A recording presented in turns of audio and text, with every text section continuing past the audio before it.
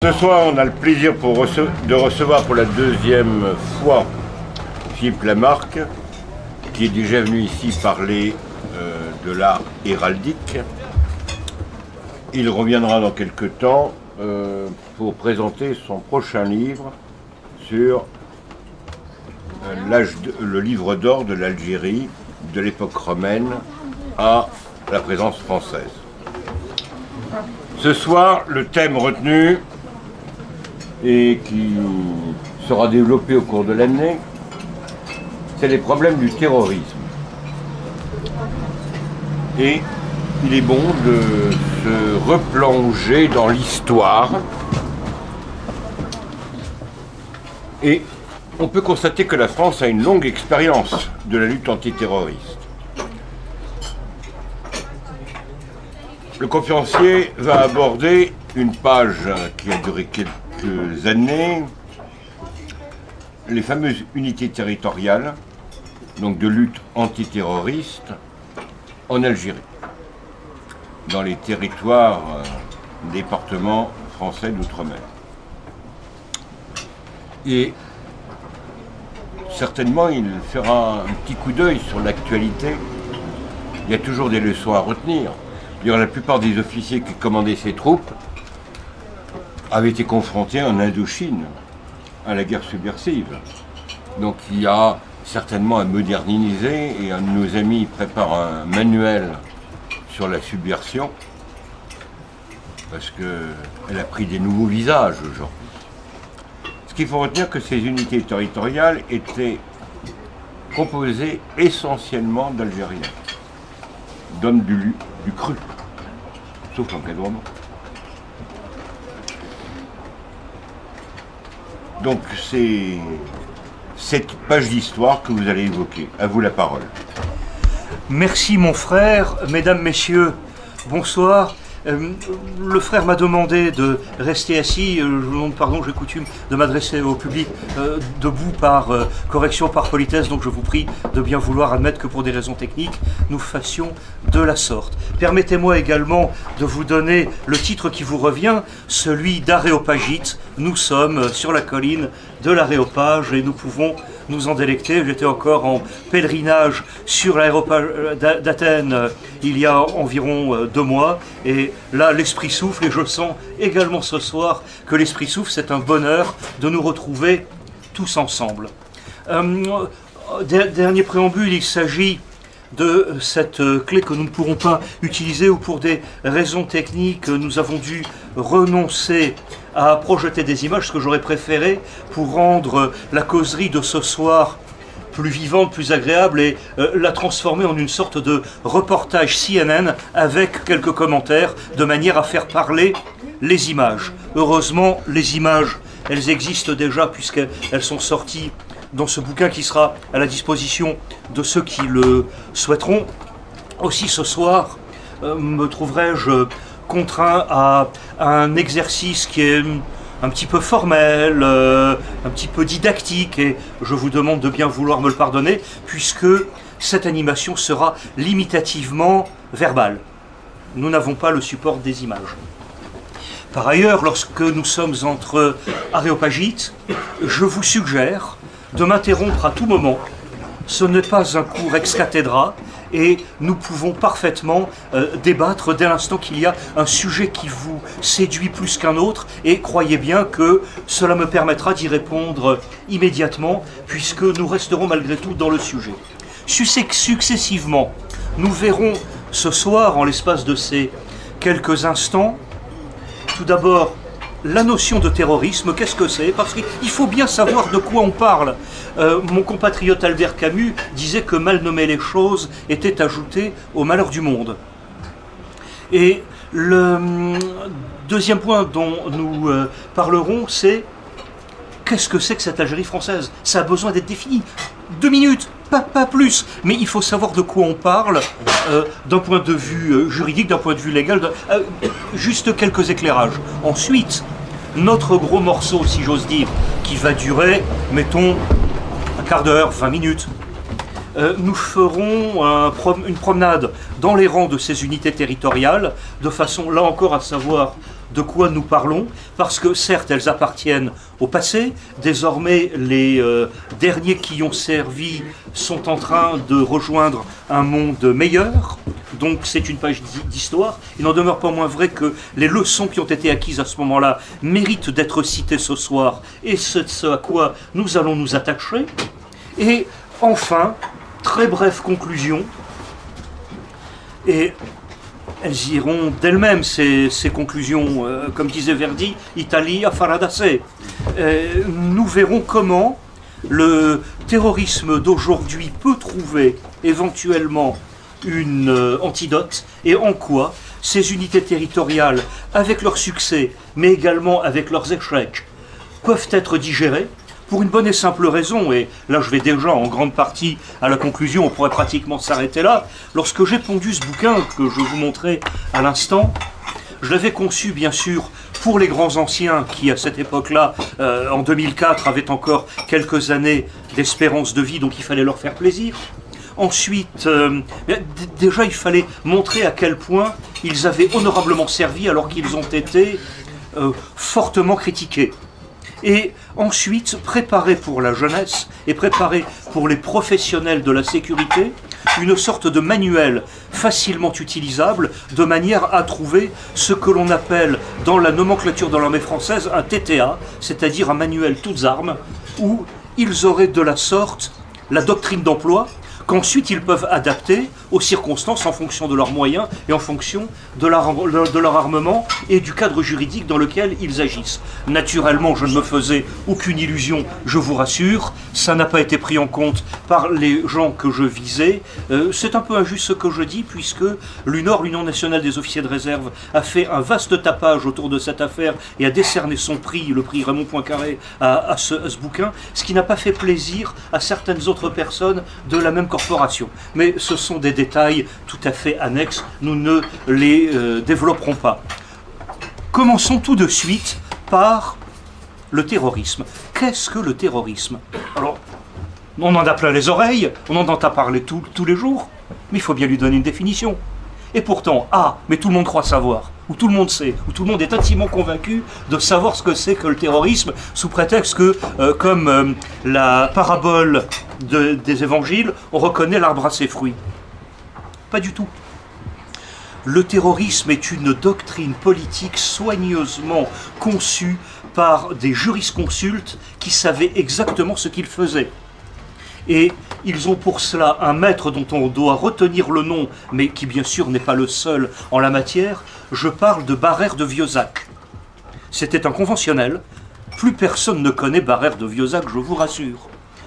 On entend son nom ce soir dans certaines oreilles pour la première fois, et je suis heureux d'attirer votre attention sur lui, parce que devant la Convention, au moment où il y avait des difficultés aux frontières et d'autres difficultés à l'intérieur, Barère a déclaré en public à la Convention « La terreur est à l'ordre du jour ». Et ça, je suis sûr que vous l'avez tous entendu, cette expression « La terreur est à l'ordre du jour ». Mais il fallait le resituer. Cela signifie que la République est un gouvernement terroriste par définition, parce qu'elle considère que c'est un outil de gouvernement au service du contrat social et de l'homme rédimé de Rousseau.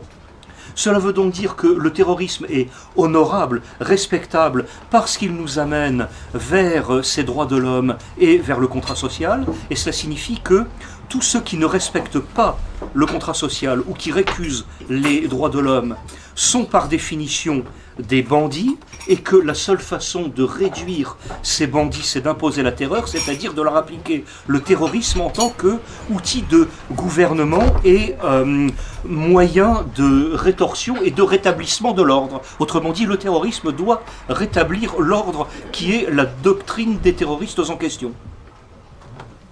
Ceci avait besoin d'être resitué d'un point de vue juridique. Ce qui signifie que le terrorisme est né ici même. Eh bien, il est né juste à côté, là, dans un des clubs jacobins. Nous sommes dans le berceau de ce terrorisme révolutionnaire. Par la suite, le terrorisme a vécu sa belle vie et a beaucoup voyagé et s'est employé à éclairer les consciences selon l'ordre républicain révolutionnaire et les droits de l'homme. Et puis, à un moment où il a été question de guerre coloniale, le même terrorisme a été employé, on ne peut plus légitimement, dans l'esprit de ceux qui l'ont employé, cette fois-ci pour le retour à l'envoyeur, c'est-à-dire que les corps expéditionnaires français qui se sont heurtés au terrorisme n'ont finalement eu en face d'eux que des gens qui leur ont renvoyé une dialectique qui avait été créée par la République elle-même. Alors on pourrait également épiloguer, mais nous ne le ferons pas, sur d'autres notions de terrorisme, parce que le terrorisme tel que nous le connaissons actuellement a une autre version qui cette fois-ci est de souche anglophone. Donc c'est une ère de civilisation anglo-saxonne qui est différente du droit français, du droit intermédiaire qui allait déboucher sur le code civil, tel qu'il a été conçu par Barère de Viosac. Ce que j'appelle le droit intermédiaire, qui par définition précède le code civil, qui lui le met véritablement en place, c'est un droit qui a 3 volets. Il est positif, normatif et codifié. Il faut bien retenir positif, normatif et codifié. Cela veut dire que le droit positif, normatif et codifié va supprimer le droit divin et le droit naturel. Donc le droit divin, on dégage celui dont on n'a plus besoin, on lui coupe la tête le 21 janvier 1793. Quant au droit naturel, il n'a plus aucune importance puisque désormais ce sont les utopistes qui ont le pouvoir. Donc les gens en question vont mettre en place une idéologie, et l'idéologie lui aussi, ce mot a également une origine, son auteur c'est Destu de Tracy. Donc une fois qu'on connaît en gros Destu de Tracy et Barère de Viosac, on peut gagner un temps fou, puisque désormais l'habillage juridique du terrorisme existe dans ce droit positif, normatif et codifié. J'avais commencé à vous parler il y a un instant du terrorisme à la mode anglo-saxonne. Alors celui-ci aussi est passionnant, il mérite d'être étudié de très près, parce qu'il a des racines beaucoup plus anciennes, et il correspond à la mentalité pragmatique des insulaires de l'autre côté du British Channel, puisqu'ils l'ont annexé, ils lui ont donné leur nom, et les gens en question, qui ont les pieds sur le pont du bateau, les pieds sur terre ça ne les intéresse pas trop, sauf à défendre le Home Sweet Home, ces gens-là tiennent leur doctrine du terrorisme de John Dee, ça s'écrit D-E-E. Et je vous encourage très chaleureusement à aller surfer dans la toile quand bon vous semblera au nom de John Dee, et vous verrez plein de notions intéressantes que je ne développe pas ce soir, mais dont le lien avec le terrorisme est on ne peut plus concret, parce que il est l'inventeur de la fameuse locution British Empire, mais qui ne peut pas se traduire par empire britannique parce que ce serait un contresens. Et il y a parmi nous des anglophones qui sont très familiers de ces notions et qui l'ont entendu 1000 fois, n'est-ce pas madame, vous avez vécu dans ces contrées, donc British Empire c'est quelque chose qui vous parle et vous n'êtes pas la seule ici. Ce serait une erreur de le considérer comme un empire, mieux vaut l'appeler une thalassocratie. Et nous avons effectivement, depuis plusieurs siècles, ces notions géopolitiques de guerre entre la thalassocratie et l'imperium. Et on habille l'imperium avec les couleurs que l'on veut, ça n'est pas une difficulté. Mais l'imperium, c'est celui dont le patron est un tout petit peu fâché avec la projection de Mercator. Enfin ça, ce sera encore une autre considération que nous ne développons pas ce soir. Restons-en à ce terrorisme anglo-saxon, c'est très astucieux, parce que, comme la reine Élisabeth Ier n'a pas les moyens de monter une marine de guerre, et qu'il faut bien combattre les Espagnols, et qu'ils sont bien contents d'avoir la tempête en 1588, et non des bâtiments pour pouvoir détruire la Grande Armada. L'invincible, merci, j'ai entendu quelqu'un me corriger, merci beaucoup. Le terrorisme en question consiste à recruter des pirates, donc des voyous, la lie de la population, des gens abjects, de la canaille, des moins que rien, des gibiers de potence. Et ces gens-là, on leur donne une lettre de course, et le cas échéant, on peut même leur donner un grade maritime, parce qu'ils exercent leur fonction de piraterie, cette fois-ci, au profit de la couronne. Bon, après, on partage les bénéfices, on n'est pas là pour plaisanter. C'est quand même très sérieux, la couronne d'Angleterre. Ce qui signifie que les gens en question se voient retirer leur lettre de course lorsqu'ils le demandent pour pouvoir continuer la piraterie à leur propre profit. Cela veut donc dire que le bain culturel de ces gens-là s'est appliqué ensuite aux services secrets, et les premiers services secrets ont précisément été créés par John Dee. Et c'est pour cela que je vous recommande de fouiller le personnage. Nous sommes juste après la mort d'Henri VIII, nous sommes au tout début du règne de la reine Élisabeth Ier, laquelle est née en 1533, au moment de l'anglicanisme, donc ça doit être une vingtaine d'années plus tard à la louche. Merci de la question, monsieur, vous avez parfaitement raison de vouloir situer cela. Revenons à notre affaire de terrorisme. Dès l'instant que sont créés les services secrets, ces services n'ont pas de méthode, ni de moyens, elles ont des objectifs. Ces institutions. Parce que la fin justifie les moyens, et c'est là également qu'est inventée une autre notion qui nous est très familière au quotidien, c'est le réseau. Ce qui signifie que seul le réseau peut agir parce qu'on ne fait pas la guerre tout seul, mais dès l'instant que c'est une guerre secrète et qu'on est quand même obligé de la faire tout seul en tant qu'agent, l'agent est obligé de compter sur le réseau. Alors ça a conduit à toutes sortes de nouveautés, y compris ce néologisme, ce barbarisme de langue française que nous entendons tous les jours, le verbe du premier groupe, réseauter. Donc le réseautage n'est jamais qu'une forme de terrorisme destinée à être appliquée au monde de l'entreprise où entre caïmans on ne se fait pas la guerre, mais si un caïman est face à un crocodile, à ce moment-là il n'y a pas de cadeau parce qu'il n'est pas du même réseau. Voilà pourquoi ce terrorisme est profondément inclus dans cette mentalité britannique, et c'est ce qui explique les raisons pour lesquelles Sir Winston Churchill, en créant le Special Operation Executive, avait donné l'ordre au SOE, je cite Winston Churchill, de mettre l'Europe à feu et à sang. Ça signifie qu'il ne déclenche pas une guerre conventionnelle avec une déclaration de guerre et avec des troupes régulières, ça ne l'intéresse pas. Lui, ce qui l'intéresse, c'est d'avoir des résultats tangibles, quels que soient les moyens. Dans mon propos, entendons-nous bien, il n'y a aucun jugement de valeur, il n'y a aucune morale, il n'y a rien d'autre que des faits très précis avec un encadrement juridique et avec une mentalité des peuples et leur génie propre qui s'applique à ce monde-là.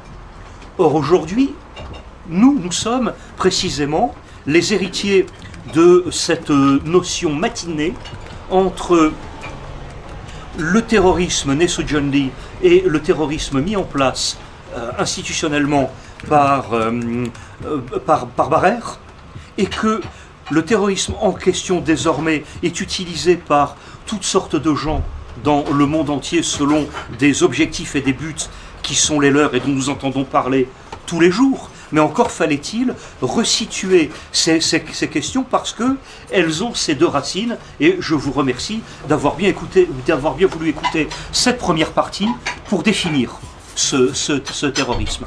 Je serai beaucoup plus bref en ce qui concerne la deuxième définition, qui est celle de l'Algérie française. Là aussi, lorsque naissent les fameuses unités territoriales, l'institution en question va fêter sa 132e année, puisque de 1830 à 1962, il s'écoule 132 ans, et que les unités territoriales sont créées en 1956. Cela veut dire que nous allons faire un flash très rapide sur ce qu'est l'année 1956 dans les départements français d'outre-Méditerranée.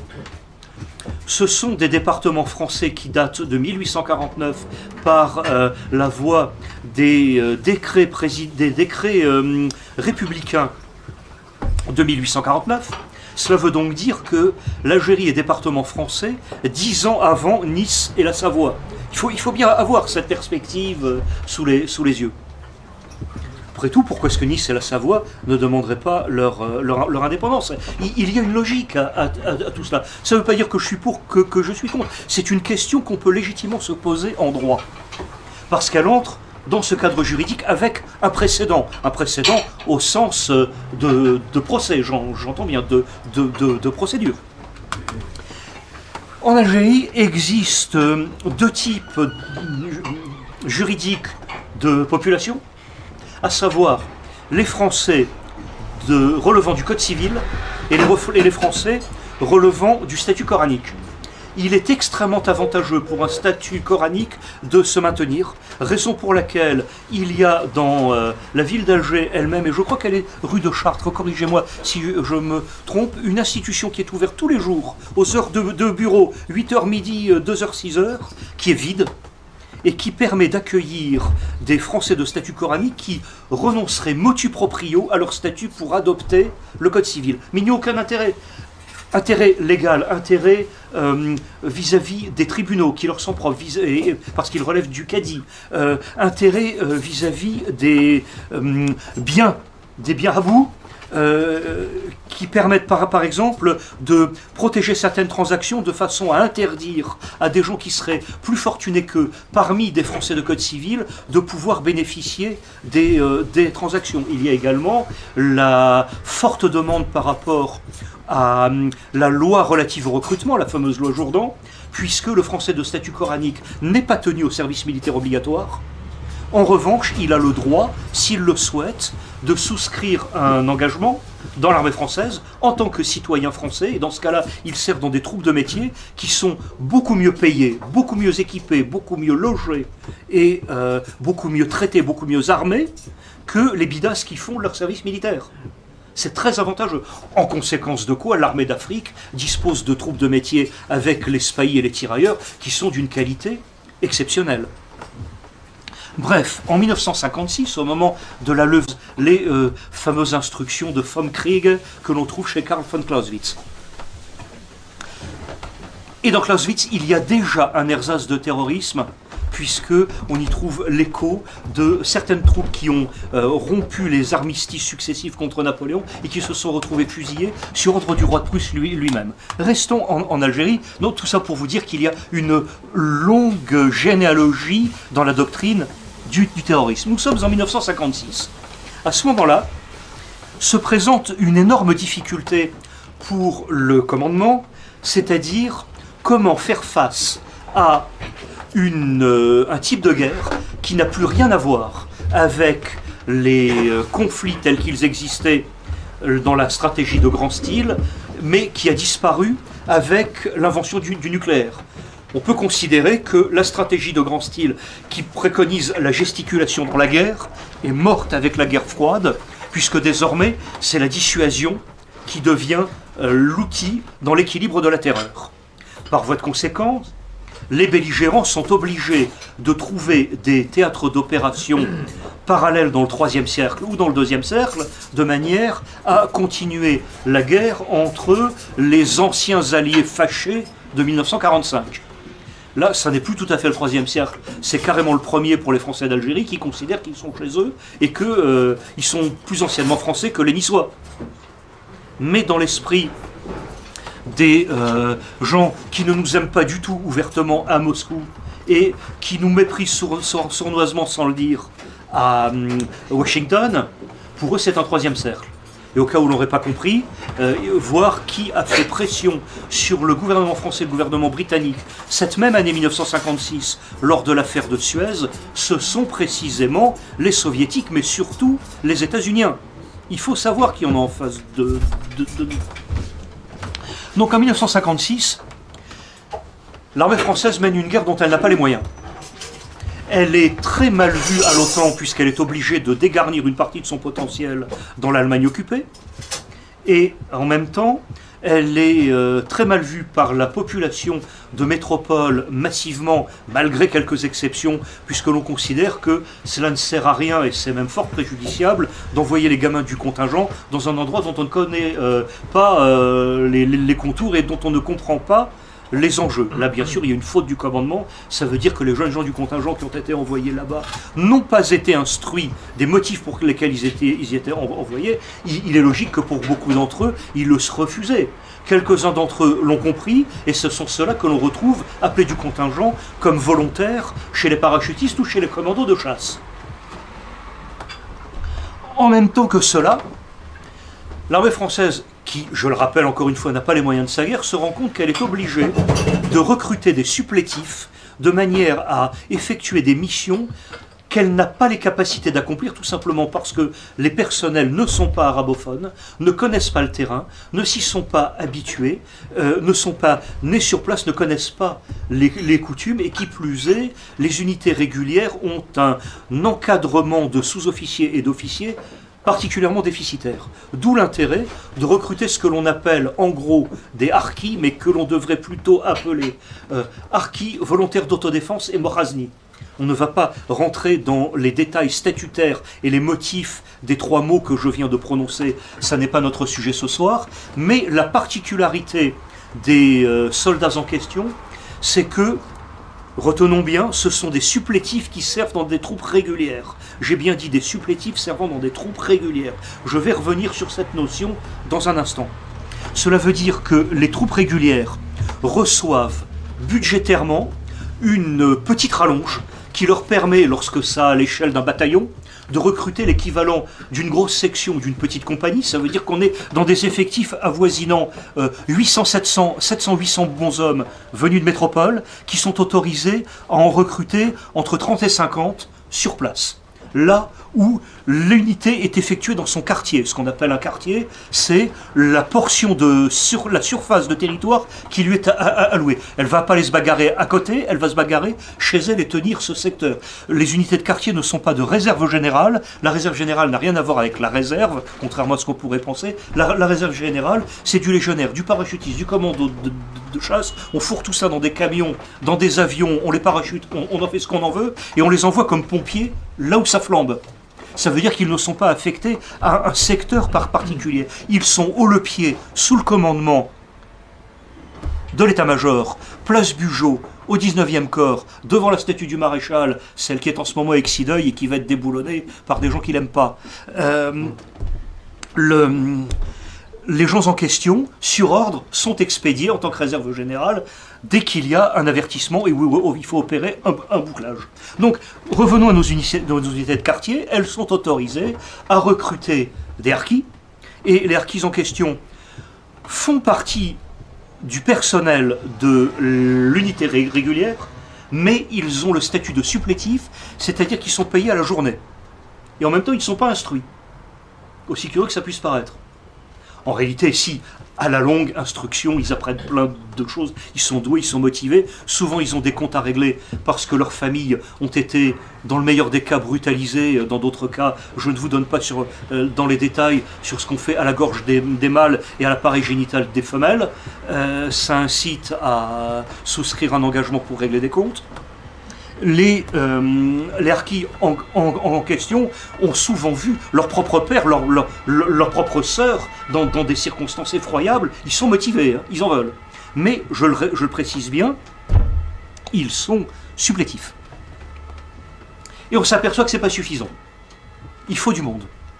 Il faut bien reconnaître que l'armée française de cette époque-là, c'est quand même 500 000 bons hommes à son pic d'effectifs. 1,5 million de soldats. Vous imaginez comment les FFA ont été déshabillés et que tant les États-Uniens que les Britanniques ont été très mécontents, et la population allemande elle-même a été très inquiète, de l'Allemagne de l'Ouest, inquiète pour sa sécurité, de voir partir les garnisons en question.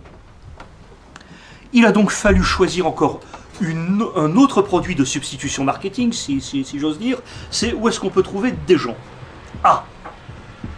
Et on va les trouver sur place. Or, qui habite sur place dans ces départements français d'Algérie?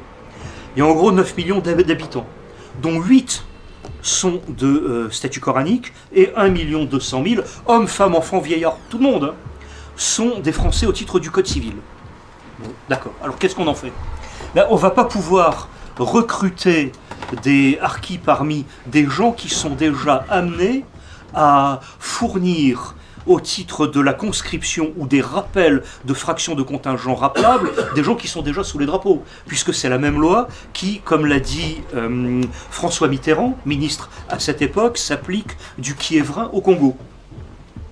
et je ne vous cache pas ce soir, dussé-je choquer la quasi-totalité des aréopagites présents, je ne cache pas mon admiration pour Mitterrand, qui à l'époque a eu le courage de prendre des décisions que j'estime admirables, et même moi qui suis plus que réticent, voire adversaire de la peine de mort, il n'a pas lésiné quand il s'est agi d'envoyer des terroristes à la guillotine.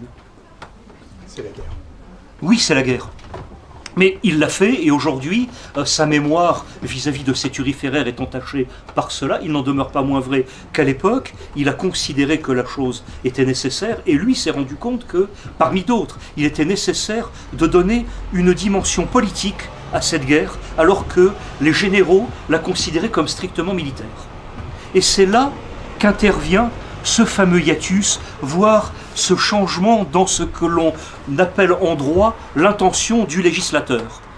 Mon frère, vous gardez un œil sur la montre, s'il vous plaît. Merci beaucoup. Cela veut dire que les gens qui étaient sur place, à partir du moment où ils correspondent aux critères d'appel ou de rappel, font leurs 28 mois comme les copains, ou font leur complément de service militaire rappelé comme les copains de métropole. Il n'y a pas de problème. Et pourtant, c'est au sein de cette population que va être demandé un effort supplémentaire, un effort colossal, un effort que je n'hésite pas à qualifier de mortel. Mortel pour l'Algérie française et pour son économie. Je m'explique. Lorsque vous avez une population d'1 200 000 personnes et que vous prélevez grosso modo 3% d'entre elles pour les envoyer faire leur service militaire comme n'importe où ailleurs en Europe à cette époque, 2,5%, ok, d'accord, le sacrifice est tolérable.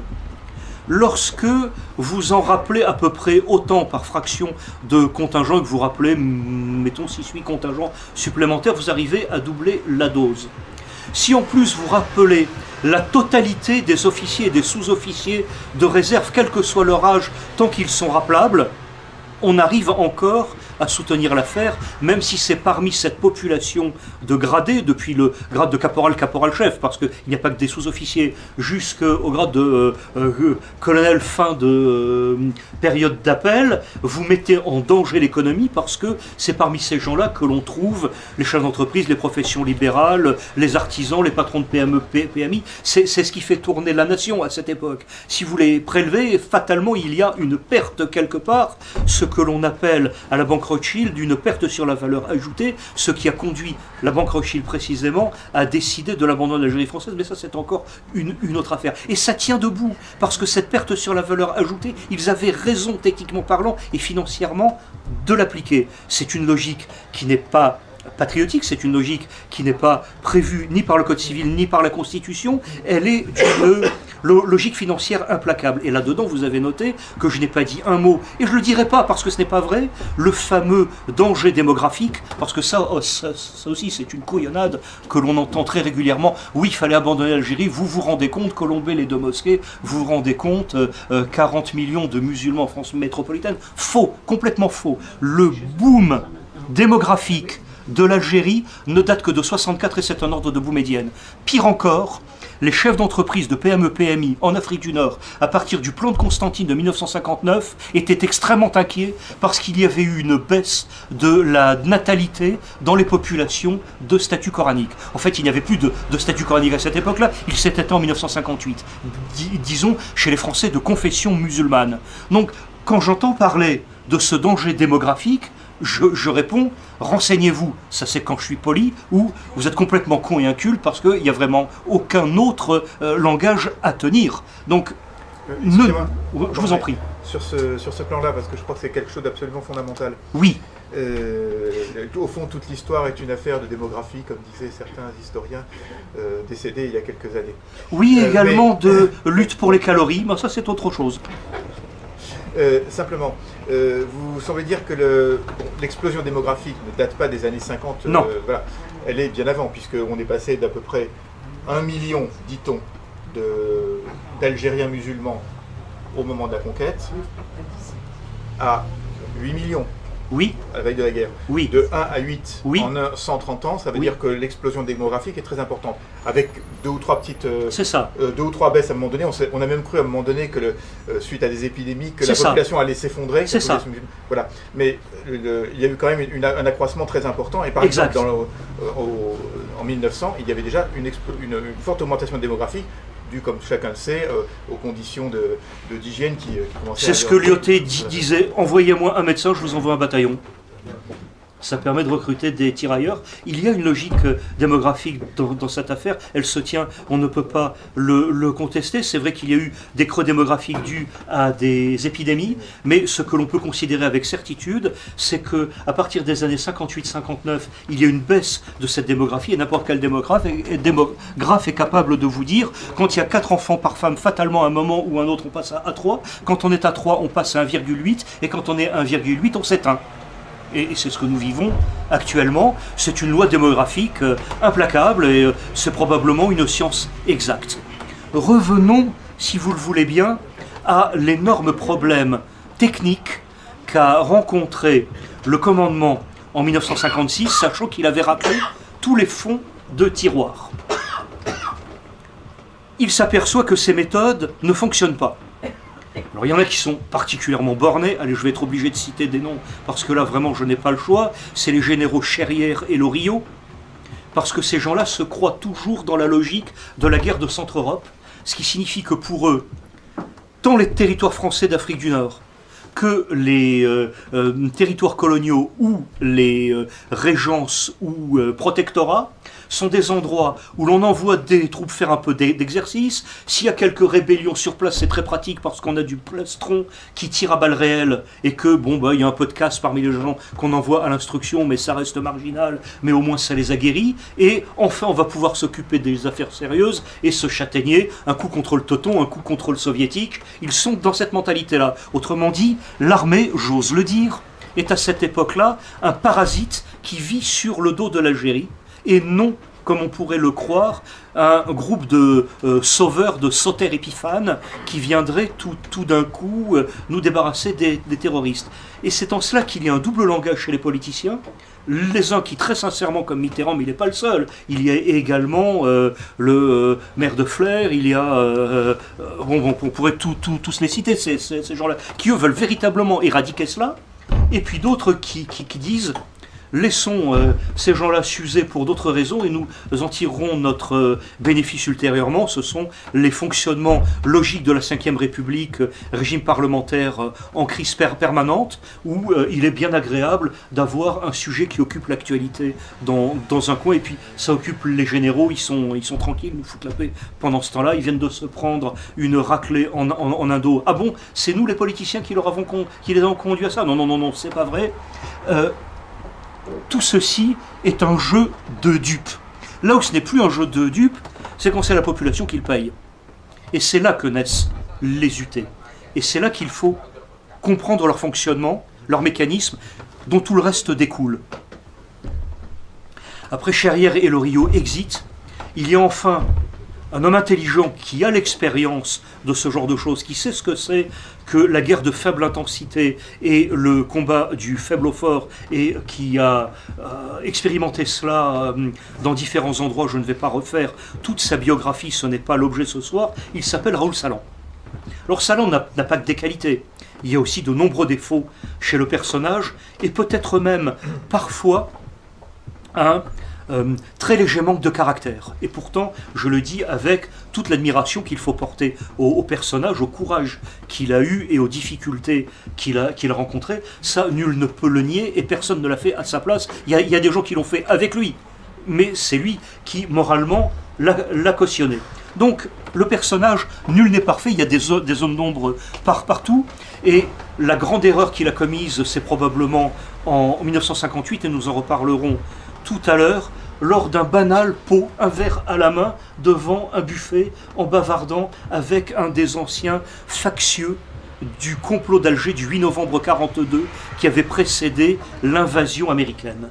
Et nous verrons en quoi les banques sont très intéressées par cela, et que ça a joué sur la territoriale. Revenons à 56, achevons 56. Le commandement fait l'inventaire. Salon consulte quelques personnes locales, des personnes ressources, comme on dirait aujourd'hui, avec le trait d'union.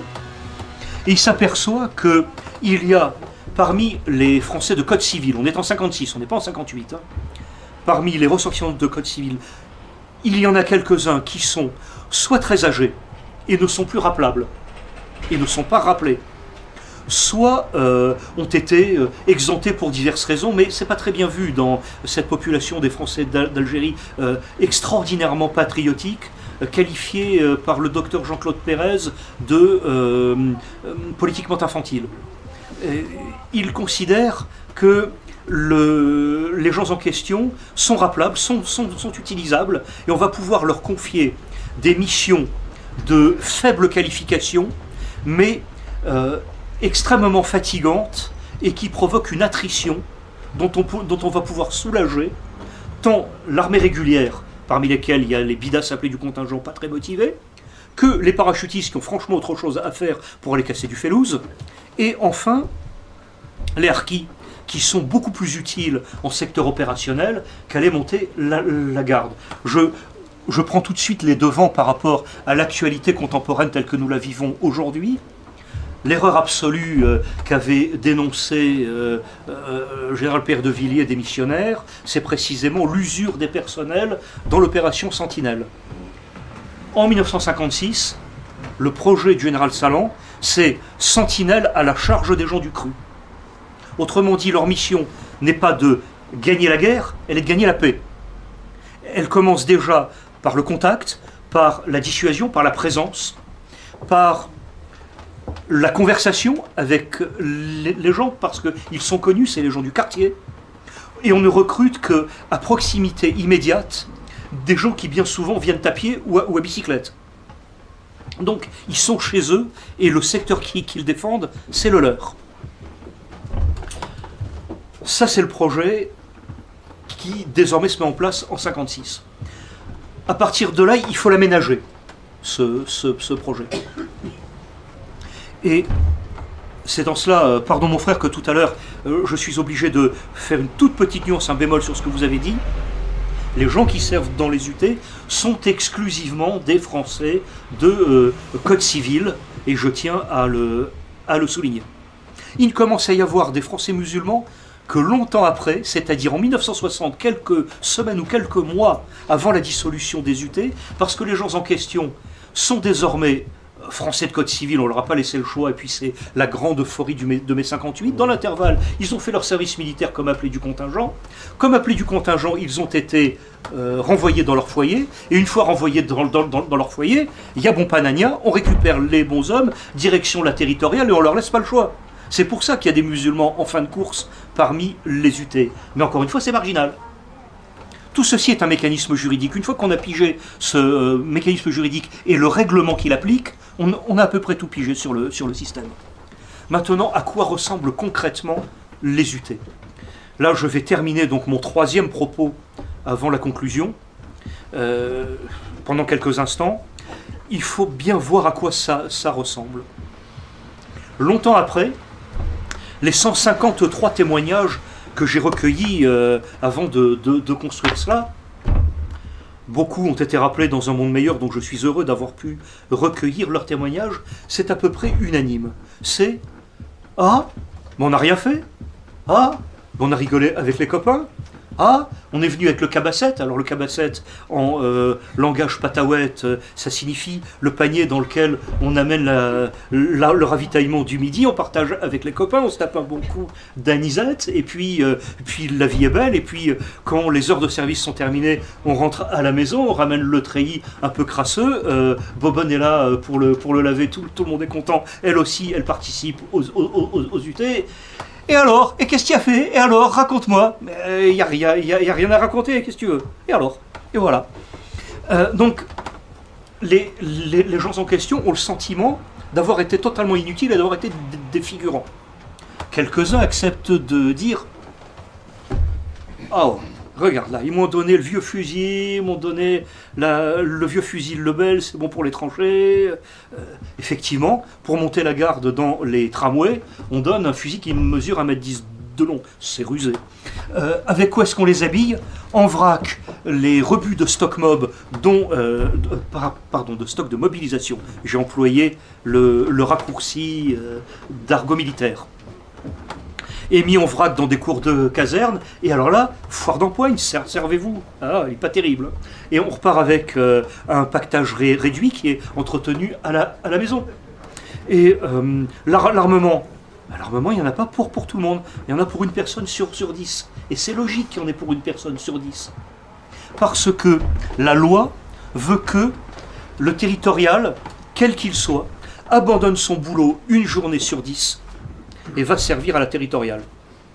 Ça veut dire que l'armée française de cette époque, mais qui est une solde de base, parce qu'il n'y a pas on ne peut pas imputer de frais de déplacement au budget pour les rallonger, parce qu'il est sur place, il n'y a pas les divers à côté qui font qu'une solde peut être améliorée. Là, elle est vraiment basique de chez basique. À la longue, on s'aperçoit que une journée tous les 10 jours, ça ne va pas. Et le commandement, ou alors à la demande des intéressés, cela se fait aussi, préfère servir 3 jours d'affilée et on leur fiche la paix pendant 1 mois. Ils peuvent retourner au boulot.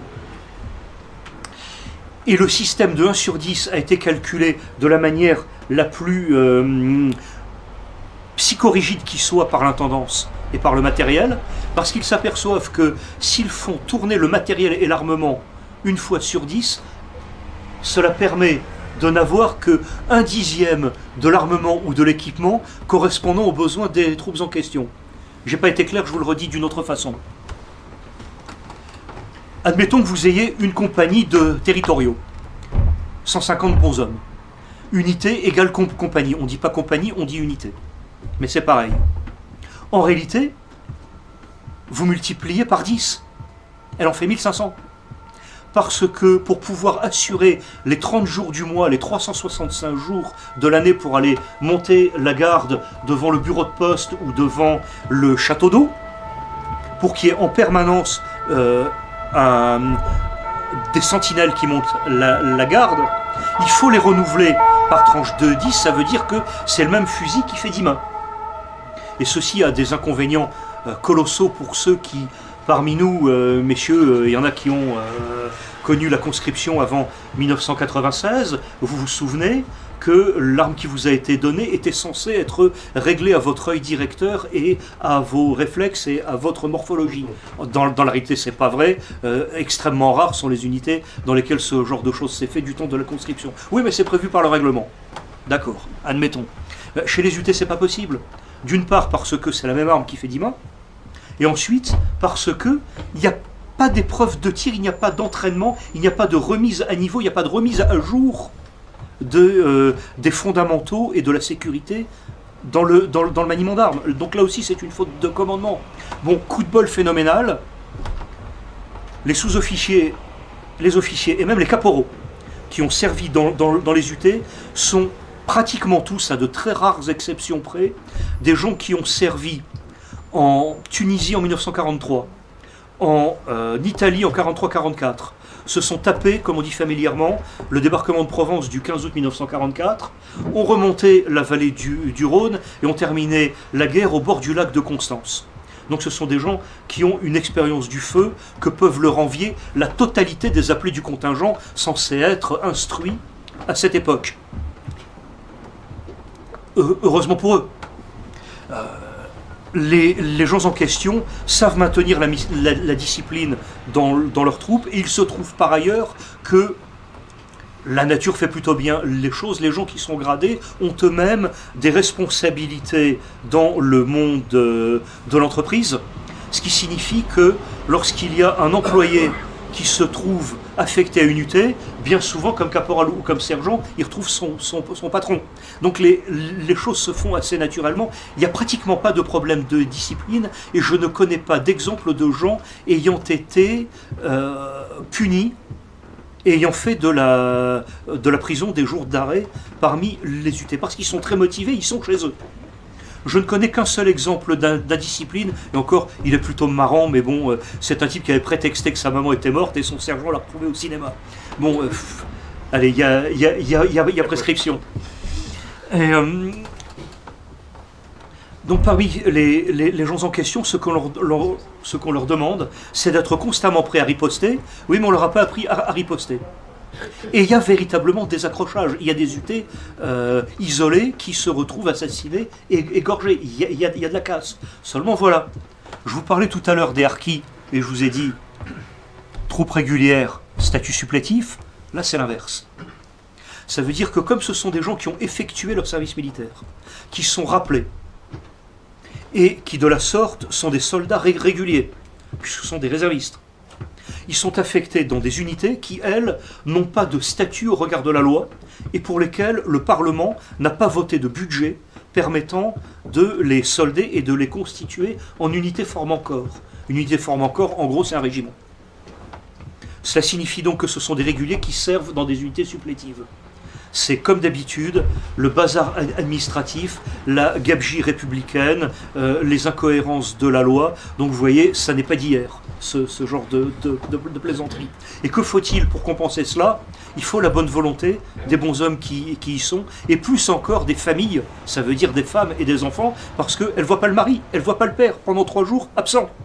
Et elles se demandent ce qu'ils font, et elles savent, les femmes, elles ne sont pas idiotes, elles savent que le mari est vêtu d'une vieille capote américaine de surplus, d'un vieux treillis 47 dans un état déplorable, que lui a fait des petits plats, donc il faut maintenant quasiment 2 ceinturons mis bout à bout pour faire le tour de l'estomac, que le bonhomme est fragile. D'accord, il en veut, d'accord, il est volontaire, d'accord, il fait son devoir, mais on lui en demande trop, c'est excessif ce qu'on lui demande. Et là, pardonnez-moi mesdames, parce que ça, les douleurs de l'enfantement vous connaissez, mais les douleurs de la garde vous ne connaissez pas. Les messieurs qui sont ici et qui ont servi sous les armes le savent aussi bien que moi. Vous prenez un gamin de 19 ans, appelé du contingent, avant 96. Vous lui dites, garçon ce soir, là pour la journée, t'es de garde, là t'es sur la liste, le sergent de semaine ou l'adjudant de compagnie t'ont porté sur les gens qui vont l'arme à la bretelle, direction la guérite, et tu vas servir de plante verte devant le portail en fer forgé. C'est palpitant, je vous assure. Que se passe-t-il? Là aussi, il y a du personnel, et c'est 2 heures de faction, 4 heures de repos en chambre. 2 heures de faction, 4 heures de repos en chambre. Alors vous allez dire, 4 heures, on se prélasse, on tire sur sa clope, on roupille un peu, on joue un peu aux cartes avec les copains, c'est la détente, et puis on va reprendre une garde. Que nenni! Tous ceux qui l'ont fait pendant 24 heures savent qu'au bout de 24 heures, comme on dit familièrement en langage de bidas, on est complètement explosé. Et c'est des gamins de 19 ans. Nous l'avons vécu. À cause de la nuit. Oui. Ah, celui qui est de garde de 2 heures à 4 heures, ou celui qui est de garde de 4 heures à 6 heures, bon voyage, il est lessivé. Mais même ceux qui échappent à ça et qui ont de moins mauvais tours de garde, non mais ils ont la tête qui bourdonne, ils n'ont plus qu'à aller se coucher. Imaginez la même chose, le même rythme imposé, pas 24 heures, 72 heures à des gens qui peuvent avoir jusqu'à la soixantaine. Vous voyez un peu dans quel état de lessive ils ressortent. Oui, madame. Comment font les navigateurs qui veulent absolument gagner une transat et qui s'entraînent avant pour ne dormir que quelques minutes et encore réveillés par un coup de barre ou autre chose, ou un coup de vent? Alors là, comment font-ils par rapport à ceux qui sont dans une guérite et qui n'ont qu'à attendre et surveiller? Merci, madame. Votre question est tout à fait justifiée. Le navigateur dont vous parlez, c'est un sportif de haut niveau. Il a une alimentation très soignée. Il prépare son affaire de très longue date. C'est un demi-dieu. Et puis, accessoirement, il y a 2 motivations qui sont l'ego personnel à cause de la gloire et puis une grosse affaire de pognon. Ça ne retire rien à l'exploit. C'est admirable. Ne me faites pas dire ce que je n'ai pas dit et ce que je ne pense pas. Là, je compare avec ce qui est comparable, c'est-à-dire, nous, est-ce que nous sommes capables de tenir 72 heures dans ces conditions-là? Je réponds non. Hein. En ce qui me concerne, j'en serais plus capable. Il n'y a pas de motivation. Exact. Non, et puis, Parce que le navigateur, il a choisi lui-même pour quelque chose qui l'intéresse, il a un but. Là, on met les gens comme ça. C'est ça. Il y a quand même une motivation parce que ce sont les gens du cru. Oui, mais c'est quand même passif. Oui. Ils n'ont pas d'intérêt.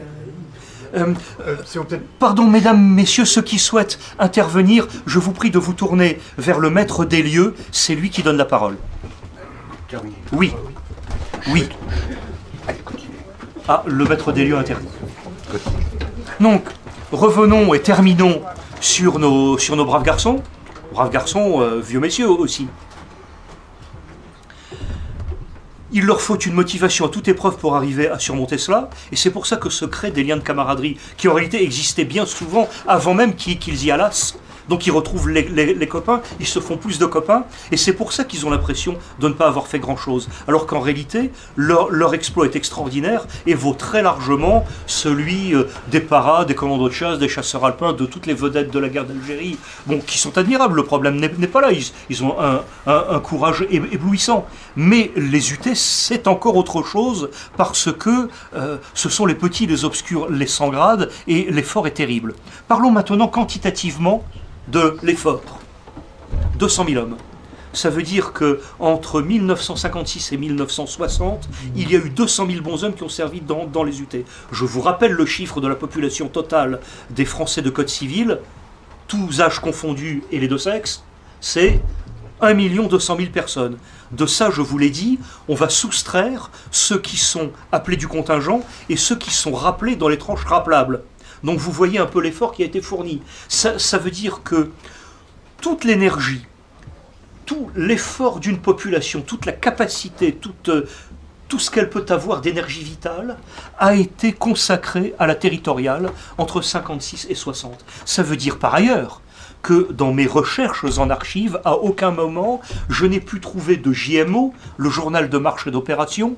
Le JMO est un document officiel qui est tenu par les unités formant corps et qui indique jour après jour, ou bien phase d'opération après opération, les faits et gestes des uns, les mouvements des autres. On garde une trace d'archives qui est utile aux historiens, par exemple, mais qui est surtout utile au commandement dans l'immédiat, parce qu'on y trouve en archi-résumé ce qui vient d'être fait, et ça a été certifié par le chef de corps et signé. Dans les UT, il n'y a pas de JMO, ce qui signifie par exemple que l'état des pertes, je ne le connais pas. Or l'état des pertes est logique.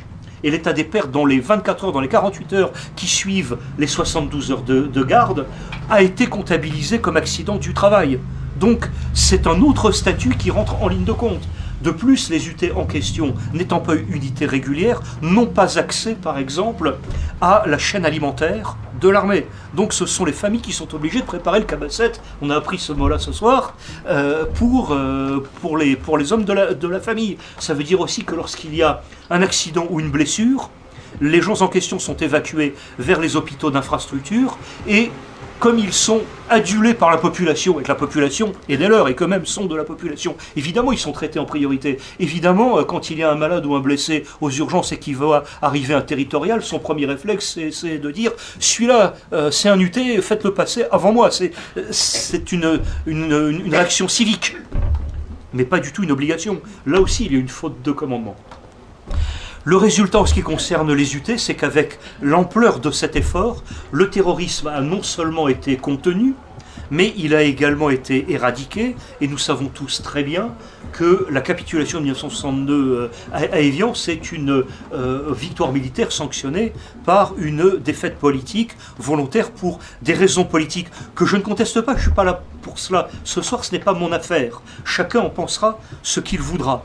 La seule chose que l'on ne puisse pas contester d'un point de vue tangible, objectif, c'est cette victoire militaire, parce qu'elle est la conjonction des efforts d'une armée régulière avec des territoriaux sans statut juridique particulier au sein de leurs UT. Donc il y a une réponse technique au terrorisme. Je n'ai pas développé, ou peu, je les ai à peine évoquées, les faiblesses de ce dispositif. Parce que les faiblesses sont nombreuses, les défauts le sont aussi. Je n'en citerai qu'un seul, parce que celui-là a trait à l'argent. Comment gérer la solde de ces gens-là? Eh bien, j'ai appris que, selon les UT les gens s'étaient débrouillés comme ils pouvaient et que finalement c'est le modèle de l'UT du capitaine Ronda au Bastion 15 à Alger qui a servi de modèle, qui a été ensuite appliqué dans l'ensemble du territoire nord-africain. C'est-à-dire que l'un des UT qui était sergent était en même temps de son métier buraliste.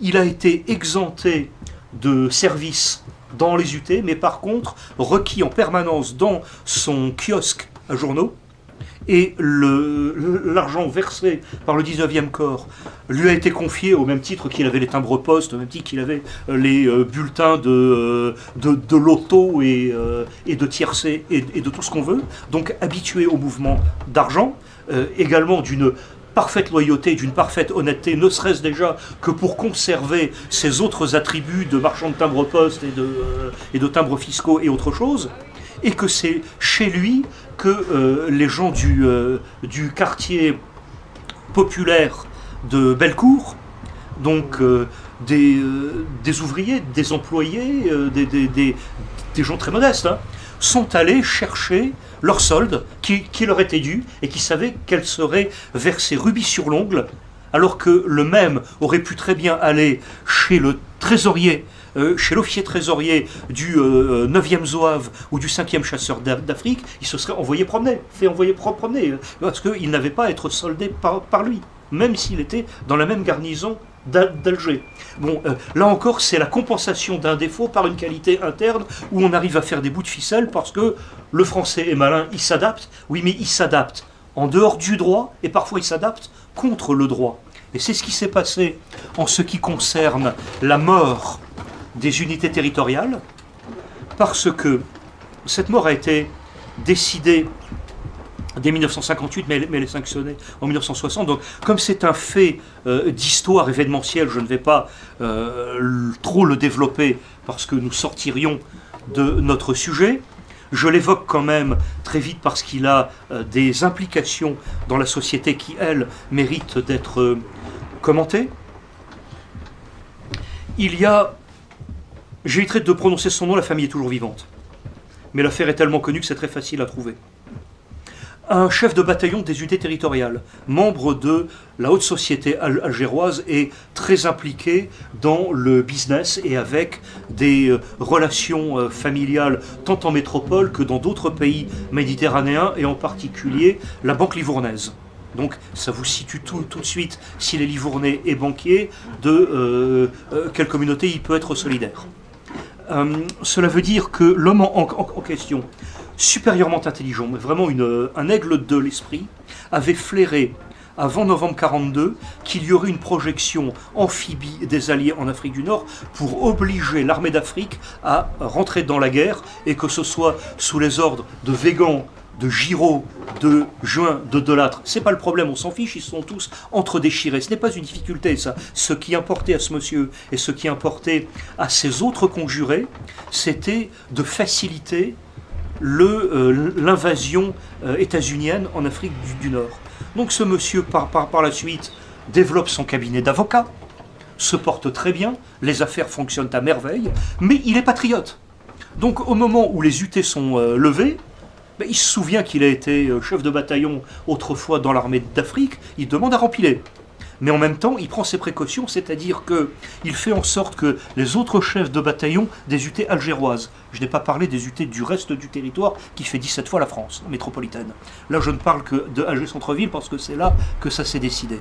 Ce monsieur consulte Salan lors d'un pot dont je vous ai parlé tout à l'heure, je vous en ai dit à peine 2 mots, et ça se passe en 58, on est juste après le 13 mai, et ce monsieur est chargé par des consortiums banquiers internationaux avec lesquels il est en lien de sonder Salan.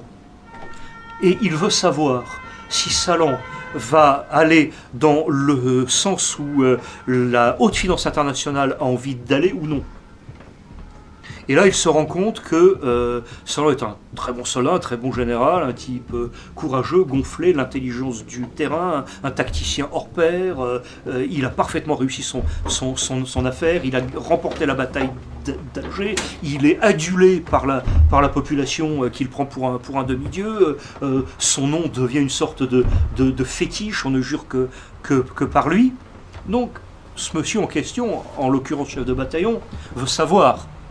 Et là, il s'aperçoit qu'en réalité, l'homme qu'il a en face de lui, d'abord est un indécis, ensuite n'a reçu, et c'est pas de sa faute, aucune éducation politique quand il était si rare pendant la Grande Guerre, et que même au contact de la guerre révolutionnaire en Indochine, il en a tiré des enseignements tactiques et pratiques, il n'est pas allé jusqu'au bout du raisonnement de la guerre révolutionnaire. Ce n'est pas un officier révolutionnaire, il ne sait pas ce que ça veut dire. Et qui plus est, à l'époque, en 58, démarre à peine l'école Jeanne d'Arc à Philippeville, c'est à peine le moment où Galloula commence à concevoir son essai de doctrine contre-révolutionnaire, et c'est à peine le moment où Trinquier commence à rédiger ses premières notices en la matière. Donc Salan a des excuses de ne pas savoir cela. En revanche, son interlocuteur, lui, le sait très bien. Alors la photo est à mourir de rire, et c'est pour ça que c'est un tout petit peu dommage qu'on n'ait pas pu avoir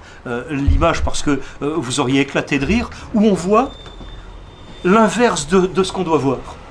C'est-à-dire, on a face à face ce monsieur et Salan.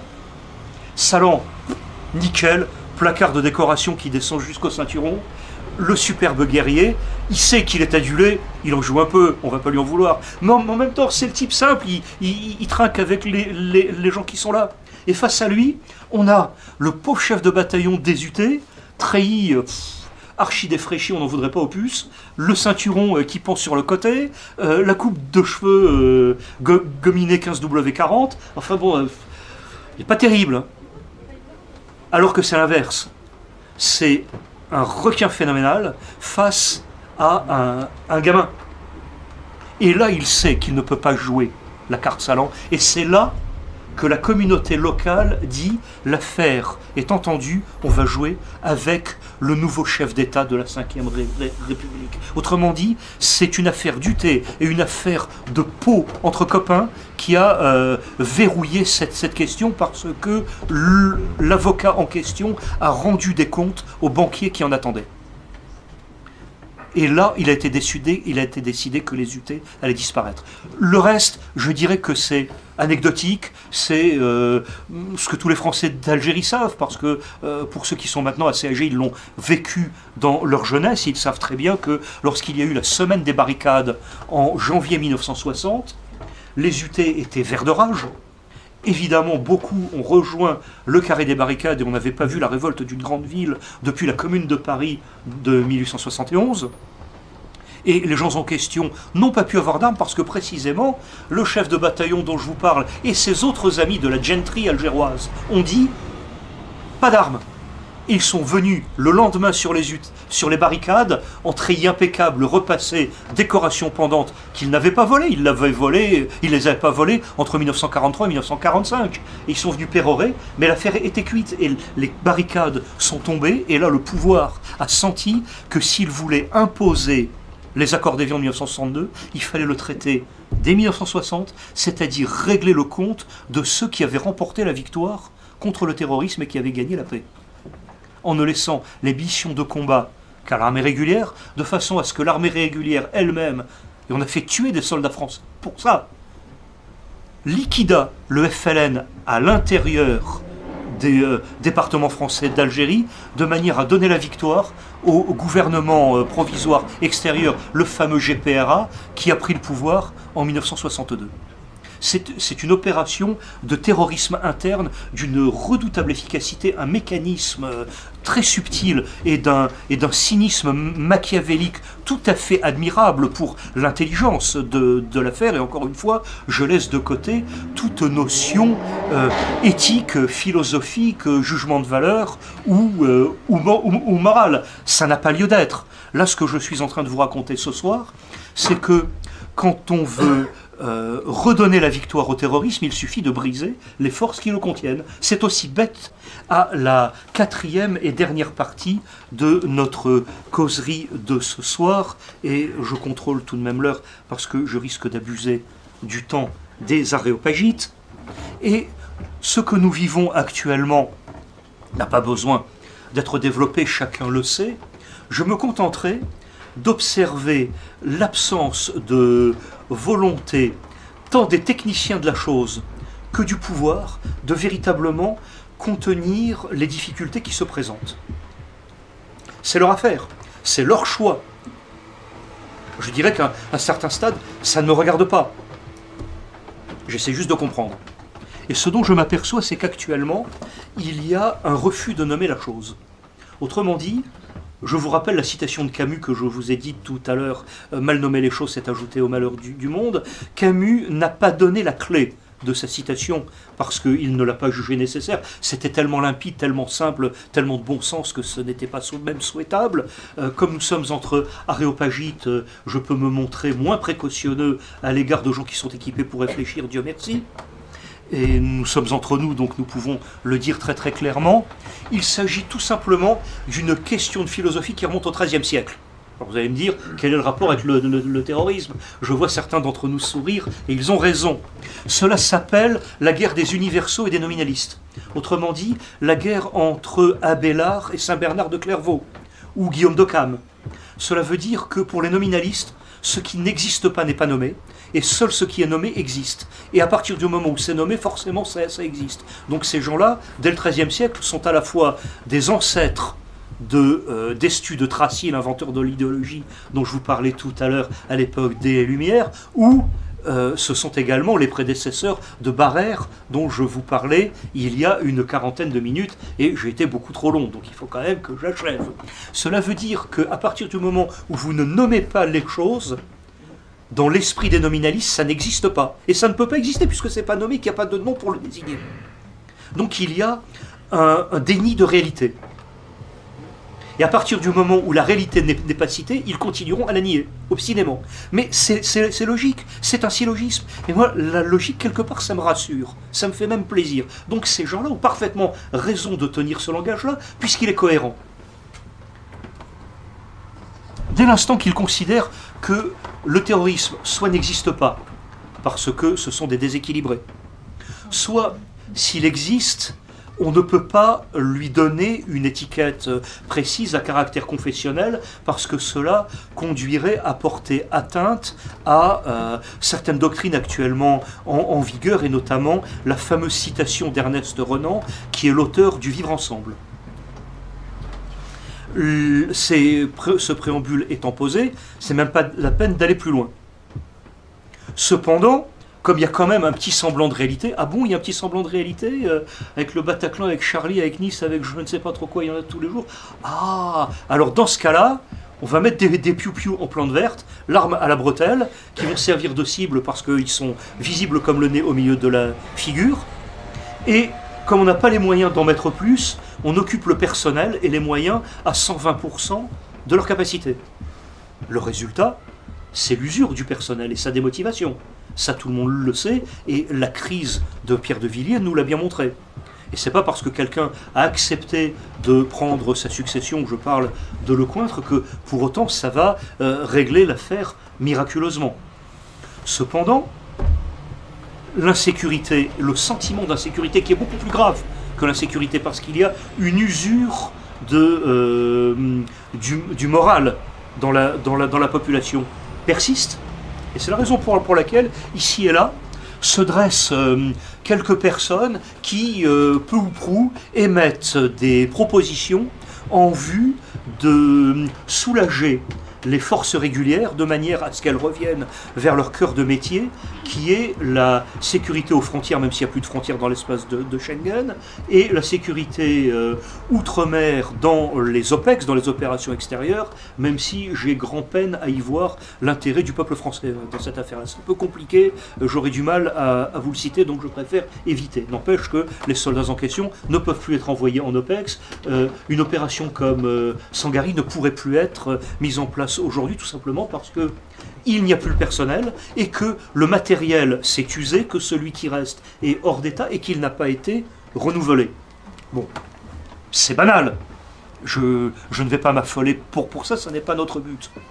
Ce qui demeure pour nous, c'est de pouvoir imaginer ce que pourrait être une réponse au terrorisme. Eh bien, pardonnez-moi, je n'en ai aucune. Je préfère aller tout de suite à la conclusion et vous dire pourquoi il n'y en a aucune et pourquoi cette affaire est totalement perdue d'avance. Pour une simple question de droit.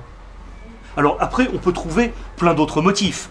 Mais l'affaire de l'usure du personnel et l'affaire de l'usure du matériel peut être compensée si, par exemple, le budget voté à la Chambre décide de donner moins de sous à des dépenses jugées inutiles par ailleurs, et donc je vous ferai grâce de la liste, parce que je crois qu'on est à peu près tous d'accord sur le pognon dispersé dans des conditions lamentables, du pognon on peut en trouver, et de dire, voilà, ben, nous allons recruter et nous allons passer des commandes aux industriels. C'est une possibilité. Mais elle est folle, elle n'a pas de raison, parce que tant qu'il n'y aura pas une doctrine d'emploi qui soit l'application d'un ordre initial, qui soit lui-même issu d'une intention du législateur et qui soit lui-même issu d'une modification du droit, j'ai bien cité les 4 étages, et je vais revenir sur chacun de ces 4 étages, l'affaire est perdue. Alors je vais le reprendre maintenant dans l'autre sens, ces 4 étages. Je vous l'ai dit tout à l'heure, nous vivons dans le droit positif, normatif et codifié. Celui-ci suppose qu'il ne peut y avoir de force qu'exercée selon la règle du monopole par les États-nations. Je vous le redis d'une autre manière, le monopole de la force appartient aux États-nations. Ce qui signifie que toute force qui serait hors du contrôle de l'État-nation serait fatalement illégale. Cela veut dire que la force en question étant un prolongement du bras de l'exécutif, seul l'exécutif en a le droit. Je vous le redis d'une autre manière. Montesquieu, que j'ai tendance à appeler Montesquieu ni tête, est un type qui a inventé 3 pouvoirs. On les connaît, le législatif, le judiciaire et l'exécutif. Qu'est-ce qu'il a fait ? Il a fait la révolution plusieurs décennies avant la révolution proprement dite, qui n'en était que l'aboutissement. C'est une chose inimaginable qu'a conçu là Montesquieu, parce que, par la même occasion, il a détruit les 2 autres droits dont nous parlions tout à l'heure, que sont le droit divin et le droit naturel. Or, le droit divin et le droit naturel ont 2 bras armés, que l'on appelle en latin la potestas et l'autoritas, que l'on traduit en français par pouvoir temporel et autorité spirituelle. Dès l'instant que vous niez l'autorité spirituelle au nom de la laïcité, et que vous avez un État qui n'a plus de religion d'État, et que seul s'applique le pouvoir temporel, et que ce pouvoir temporel va être soi-disant tempéré par une répartition entre les 3 pouvoirs de Montesquieu, fatalement il y a un manque pour définir une agression qui, elle, procéderait de l'ordre du spirituel. Je vous le redis d'une autre manière. Quand on mène une guerre de religion et qu'on n'est pas soi-même religieux, on a déjà perdu. Voilà, c'est aussi bête que ça. Ça, c'était un des étages. Il y en a 3 autres. Le 2e étage, c'est l'application dans les textes de droit ou dans la jurisprudence telle qu'elle existe. Et c'est là où on en revient à cette affaire d'exercice du monopole de la contrainte. Le monopole de la contrainte, c'est la gendarmerie, la police, l'armée. Et on peut le dire dans un sens différent, la police, la gendarmerie, l'armée, et Madame d'amour, mon cœur était pris, et vous pouvez faire joujou avec la construction verbale, la construction de la phrase dans le sens que vous voudrez, il y aura toujours un sujet, un verbe, un complément. Et hors de cette affaire-là, rien d'autre. Que s'est-il passé en Algérie en 1956 ? Un bricolage, parce qu'on est allé chercher des gens qui ne procédaient pas de l'exécutif, pour exécuter des missions qui, elles, ne pouvaient pas être accomplies par l'exécutif en employant des méthodes de droit coutumier qui n'avaient pas lieu d'être appliquées sur le territoire républicain. Je vous le redis d'une autre manière. Ce machin-là, c'est génial, mais c'est totalement illégal. Que se passe-t-il aujourd'hui ? Bien sûr, j'ai éclaté de rire, je n'ai pas pu m'empêcher de me taper sur les cuisses, c'était pas très distingué, mais ça m'a soulagé, quand il y a de cela quelques années, j'ai entendu l'ineffable Mam, alias Alliot Marie, dire « Ah, nous allons créer des unités territoriales ». mon bouquin était paru quelques années avant, autant vous dire que ça m'a fait beaucoup sourire. Je me suis dit, tiens, cette dame aurait-elle eu entre les mains cet opuscule? Que nenni. Elle nous a inventé des UT qui, elles, reposaient sur les moyens de la police pour les déshabiller complètement. Évidemment, c'était inapplicable. Évidemment, on a tourné la page. Évidemment, le terme même d'UT a été oublié. Il est retombé dans les limbes. Et ça ne m'a pas beaucoup perturbé, je peux vous rassurer. Là-dessus, sort le bouquin. Et il reçoit divers saluts, compliments, machin, critiques, ce qu'on veut, et notamment un prix de l'Union nationale des officiers de réserve. Et alors là, c'était à mourir de rire, parce que la remise du prix littéraire avait lieu dans les salons Beaufranc au Sénat, et je vois deux groupes se créer, mais spontanément. Ils se sont créés sous mes yeux. Les uns, un sourire jusque-là, les autres, la grimace jusque-là. Autrement dit, d'un côté, des admirateurs inconditionnels du créateur de la Ve République, et de l'autre côté, des gens qui avaient une sympathie ouverte pour les territoriaux. Et à cette époque-là, en 2004, on n'en était pas au terrorisme auquel on en est maintenant. Mais il y avait des gens qui avaient flairé, parmi ces officiers de réserve, membres de cette association 1901, reconnue d'utilité publique. Je n'ai pas fait de commentaires plus que ça. J'ai dit merci, j'ai appris quand j'étais petit, on mouche son nez, on dit bonjour à la dame. Bon, ben voilà, pas la peine de faire plus de commentaires. Et puis ça s'est arrêté là. Et je me suis dit, maintenant que ça se sait dans la corporation parmi les réservistes, ça va se savoir parmi les gens d'actifs, effectivement, il y a quelques gradés d'actifs qui en ont entendu parler. Mais ça restera forcément dans les limbes, parce qu'il est inconcevable, dans l'état actuel du droit, de lever des milices de sécurité privées, telles qu'elles sont par exemple en train de se constituer de façon maladroite, inefficace et, j'allais dire même ridicule. Non, le terme n'est pas gentil, mais enfin bon, je regarde ça de très très loin avec ce qui se passe actuellement dans l'île de Saint-Martin. Ils font ce qu'ils peuvent. C'est autre chose. Et ça n'ira pas plus loin, et dès que la légalité républicaine sera rétablie, on peut se faire du souci pour les gens qui ont agi pour leur propre sécurité parce qu'ils l'ont fait en dehors du cadre du droit. Ça va être compliqué pour eux. Il se peut aussi qu'il y ait des gens qui, spontanément, relation de voisinage, ah oui, Roro, qu'est-ce que t'en penses? Oui, tiens, on va faire de la sécurité, de la prévention et de du contact. Ainsi, par exemple, un charmant vieux monsieur de mes amis et qui a témoigné là-dedans, lui-même vétéran de la territoriale, résident d'un patelin de banlieue résidentielle parisien, mais dont cette banlieue résidentielle est mitoyenne d'une zone de non-droit, a eu la visite de monsieur le maire et qui lui a dit dis donc, toi t'as servi autrefois caporal dans les UT, j'ai entendu parler de ça, tu m'en as longuement parlé, oui ça m'intéresse, tiens, et si tu voulais bien organiser des groupes de quartier où il y aurait des messieurs, mais même des dames qui se regrouperaient et qui iraient au contact de ces gens qui viennent d'à côté et qui ont un comportement incivique chez nous. Réponse de mon vieux camarade. Ah oui? Qu'est-ce que tu me donnes comme arme et quelles sont les conditions d'ouverture du feu?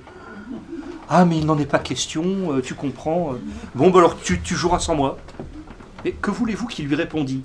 Bon d'accord, la réponse n'est pas très sympathique. La réponse est un peu brute de décoffrage, mais ce charmant vieux monsieur peut se le permettre. De mon côté, je n'aurais sûrement pas donné cette réponse. J'aurais donné une réponse polie et bien embarrassée, et ne sachant pas comment m'y prendre, et avec le plus grand respect pour un édile de la République. Il n'en demeure pas moins vrai que les choses en sont là. Actuellement, il y a encore une autre tentative où il y a un avocat très à la mode, connu, qui s'appelle Maître de Montbrial. Le père lui-même est connu et siège à l'Académie des sciences politiques.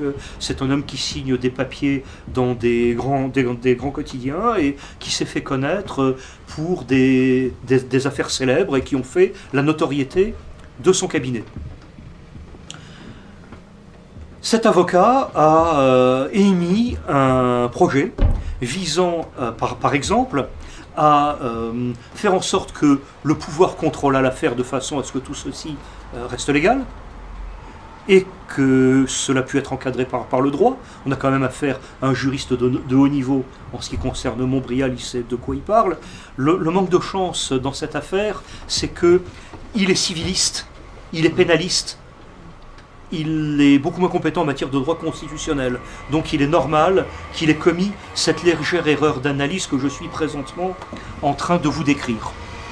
Je m'incline devant sa proposition, mais elle est inapplicable. Lui considère par exemple qu'il peut y avoir parmi les sportifs qui sont légalement inscrits en club de tir la possibilité, selon certaines conditions, de vérification de leur état physique, de leur profession, de l'absence de casier judiciaire. De toute façon, il faut une absence de casier judiciaire quand on est inscrit dans un club de tir, paraît-il. Je n'ai pas vérifié.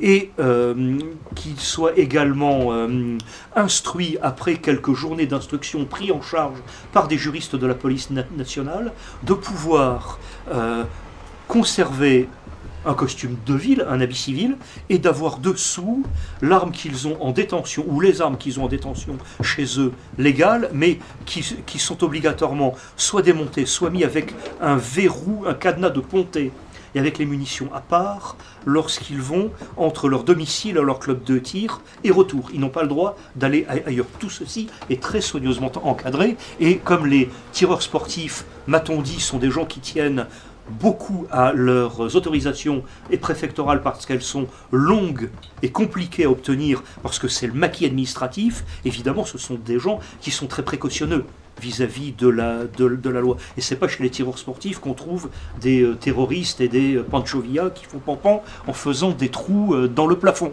Ce sont des gens, semble-t-il, fort raisonnables. Évidemment, l'hypothèse est séduisante.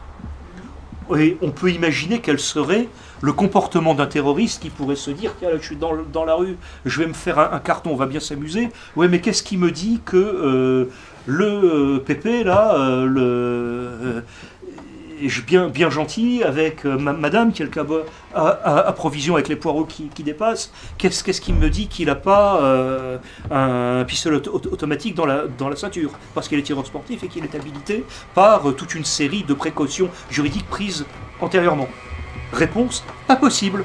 Pas possible parce que les gens en question seraient des gens supplétifs, non reconnus par un cadre régulier, parce que l'écran entre les deux serait associatif, c'est-à-dire la Fédération française de tir, qui a le statut d'une 1901.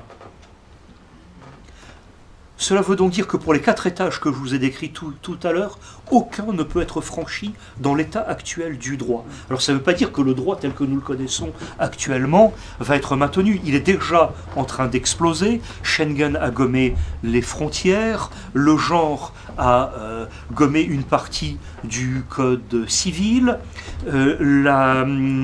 Maastricht a prévu la subsidiarité du droit, la notion canadienne issue des Britanniques, issue de l'entourage de John Dee, par exemple, de gouvernance, via les néologismes canadiens, se sont imposés ici et se mettent en parallèle à l'inadéquation des 3 pouvoirs de Montesquieu. Bref, nous sommes en train d'assister actuellement, et même si nous ne le voyons pas, à une véritable révolution du droit. Le droit ancien est mort, c'est un canard avec le cou coupé, il continue avec son élan. Nous sommes supposés vivre dans un état de droit dont nous savons très bien qu'il n'existe plus, et nous sommes en train de vivre en 1956 avec la loi, avec l'état d'urgence. Et ce sera ma conclusion sur cette affaire-là. L'état d'urgence, c'est la mort de ce droit-là. Je m'explique. Qui est l'auteur de cette loi? C'est Edgar Faure. Tout le monde l'a oublié. La loi de 1955, dont les décrets d'application ont été votés en 1956, et qui sont contemporains et dans la logique parfaite de la loi d'Edgar Faure, sont précisément les unités territoriales. Cela veut dire que cet état de droit était supposé être très limité dans le temps, de manière à empêcher ceux qui auraient voulu faire obstacle à l'exercice des libertés publiques. Mais c'était très facile en Afrique du Nord, parce que l'Algérie française avait à sa tête politique un gouverneur général qui réunissait sur sa tête les pouvoirs civils et militaires au titre de la loi de 55. Cela voudrait dire, par exemple, que si le chef de l'État décide demain matin, en ayant maintenu la loi d'exception mise en place par son prédécesseur, et de dire désormais, je réunis sur ma tête les pouvoirs civils et militaires, il y a déjà un précédent juridique, a priori rien ne l'en empêche. Il vient de nous montrer dernièrement avec la signature des ordonnances qu'il venait de remettre à la mode une notion de droit royal puisque les dernières ordonnances ont été signées par Louis-Philippe.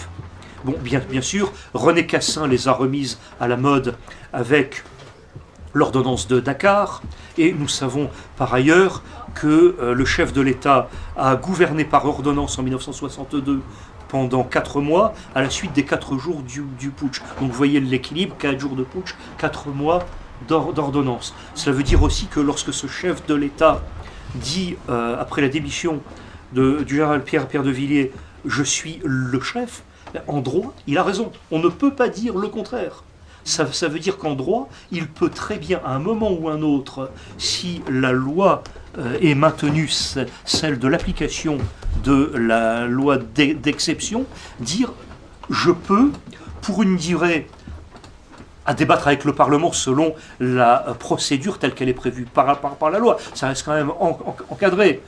Dire « je suis aussi le chef des armées, je vous le rappelle », et il l'est véritablement en droit, rien ne l'en empêche. Alors est-ce que ceci pourra avoir des répercussions sur la chasse au terrorisme? Je laisse le point d'interrogation.